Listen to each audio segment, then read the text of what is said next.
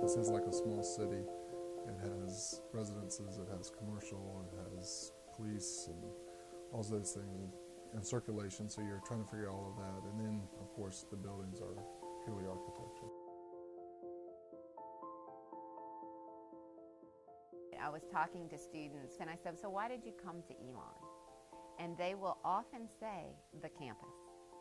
And so when someone says that, I don't think they're saying, oh, it's pretty and that's why I came. It is a beautiful campus.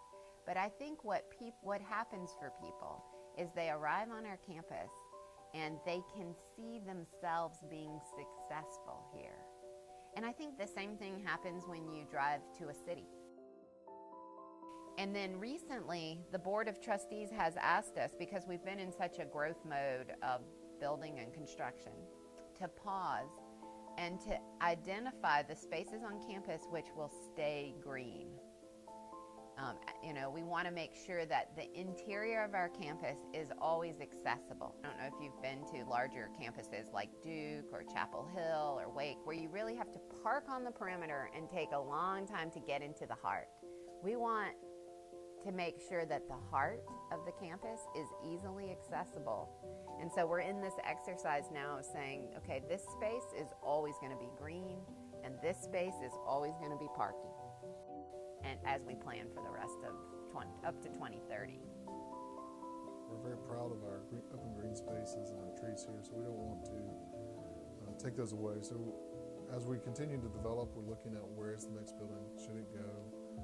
That quad actually slopes down, so to try to hide that visually, they added the berms and then those crossing sidewalks so that visually it looks like it's all one big quad versus having a distinctive difference in elevation. We've been doing a lot of thinking about residential campuses in the last 5 years, really putting a lot of muscle power around blending academics space with residential space. The research is clear that students who attend residential campuses are more successful in the classroom, have stronger networks that support them the rest of their lives as alumni. We're in a campaign to enhance our residential campus community across campus. Global is sort of in the middle of that, a strong example of what we're trying to create.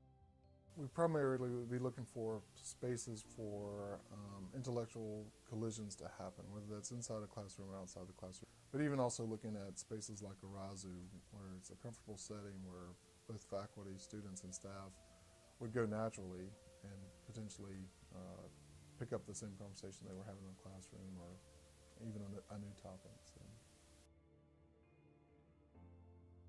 it makes an effective classroom. So for example, Linda 106, a couple of years ago, we took out the existing classroom furniture and brought in more mobile seats with a work surface so that the faculty member could easily get students to listen to a lecture and then very quickly be able to huddle up into smaller groups to do some small class exercises. All of our buildings are designed and built to be LEED sustainable buildings. So it's a third-party verification that we are designing and building a building that is protective of the environment. Elon has become really successful. We've been on this upward trajectory. We're now ranked first in the region on U.S. News and World Report, and the area surrounding us has not enjoyed that same success.